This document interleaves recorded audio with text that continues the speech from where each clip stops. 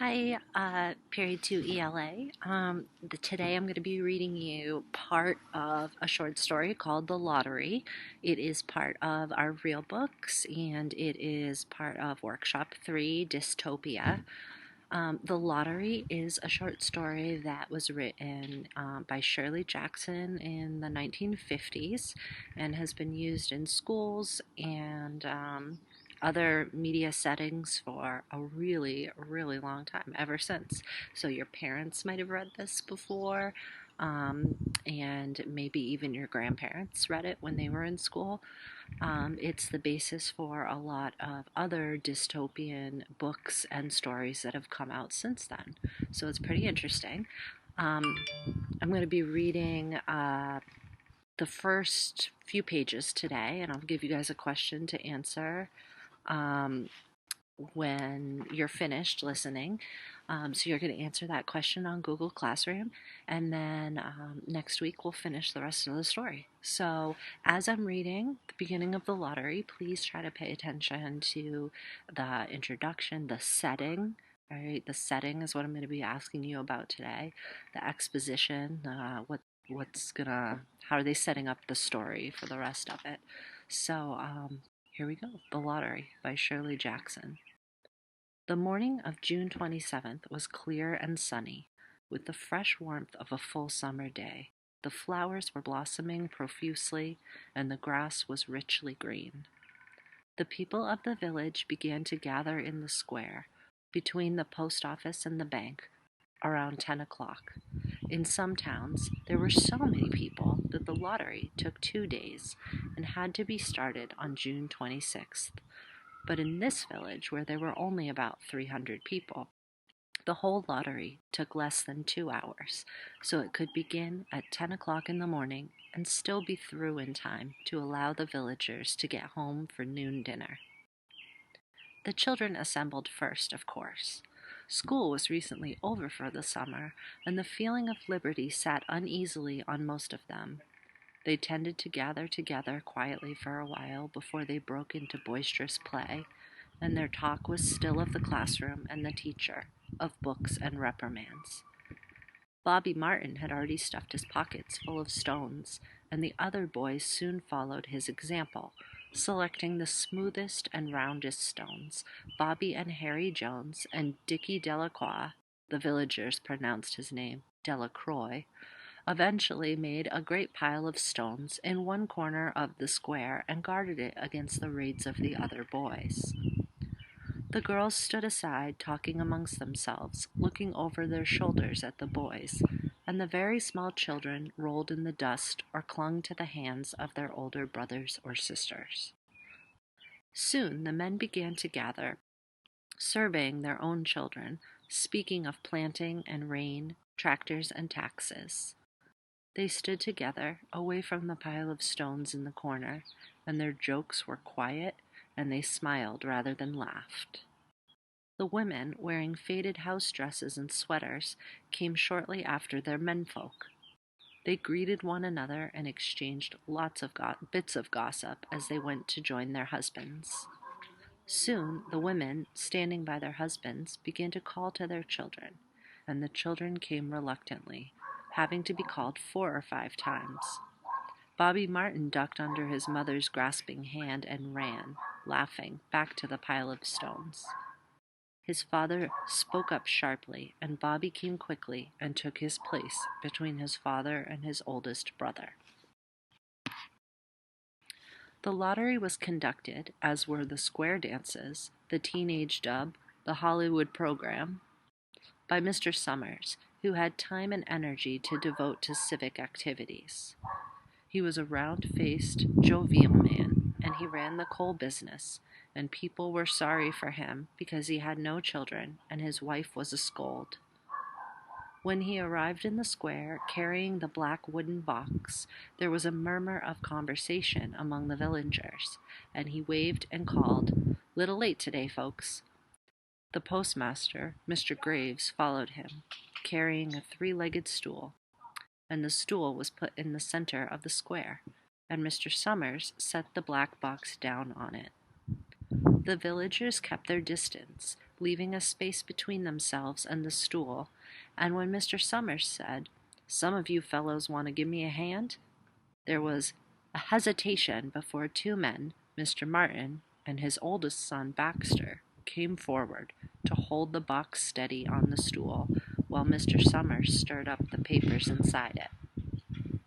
The original paraphernalia for the lottery had been lost long ago, and the black box now resting on the stool had been put into use even before Old Man Warner, the oldest man in town, was born. Mr. Summers spoke frequently to the villagers about making a new box, but no one liked to upset even as much tradition as was represented by the black box. There was a story that the present box had been made with some pieces of the box that had preceded it, the one that had been constructed when the first people settled down to make a village here. Every year after the lottery, Mr. Summers began talking again about a new box, but every year the subject was allowed to fade off without anything's being done.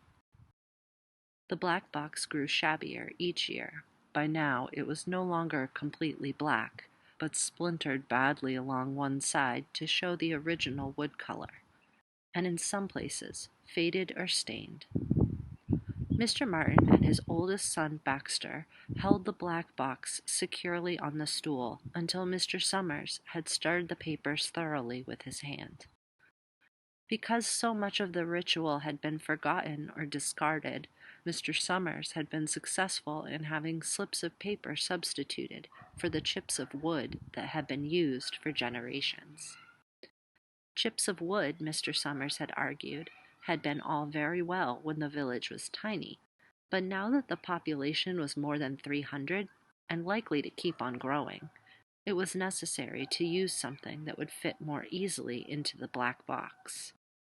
The night before the lottery, Mr. Summers and Mr. Graves made up the slips of paper and put them in the box, and it was then taken to the safe of Mr. Summers' coal company and locked up until Mr. Summers was ready to take it to the square the next morning. The rest of the year the box was put away, sometimes one place, sometimes another.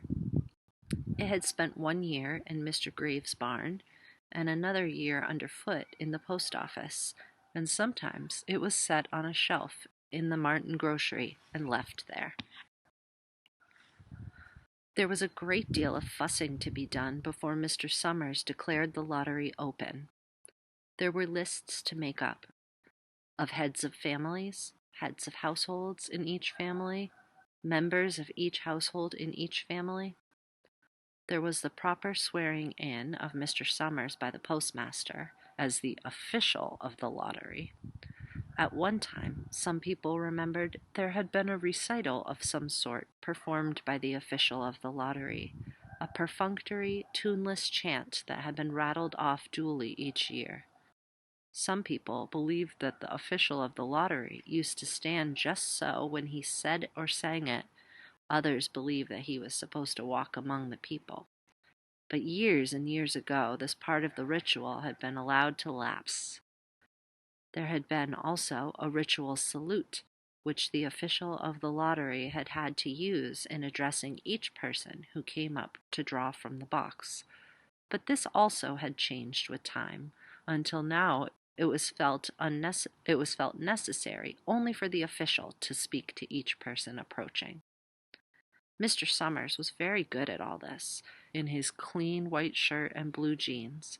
With one hand resting carelessly on the black box, he seemed very proper and important as he talked interminably to Mr. Graves and the Martins. Just as Mr. Summers finally left off talking and turned to the assembled villagers, Mrs. Hutchinson came hurriedly along the path to the square, her sweater thrown over her shoulders and slid into place in the back of the crowd. "Clean forgot what day it was," she said to Mrs. Delacroix, who stood next to her, and they both laughed softly.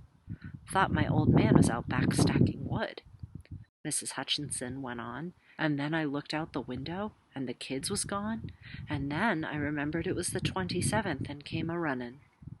She dried her hands on her apron, and Mrs. Delacroix said, "You're in time, though." They're still talking away up there." Mrs. Hutchinson craned her neck to see through the crowd and found her husband and children standing near the front. She tapped Mrs. Delacroix on the arm as a farewell and began to make her way through the crowd. The people separated good-humoredly to let her through.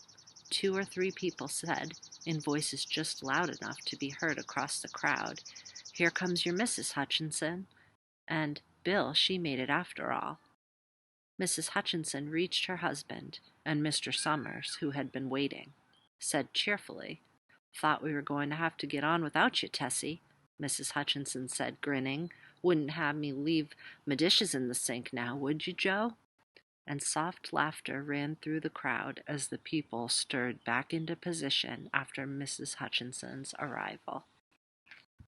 So I want you to go on Google Classroom and answer the question that I left about setting and exposition, and we will finish the story next time. All right? So that is The Lottery by Shirley Jackson. Have a good day, you guys.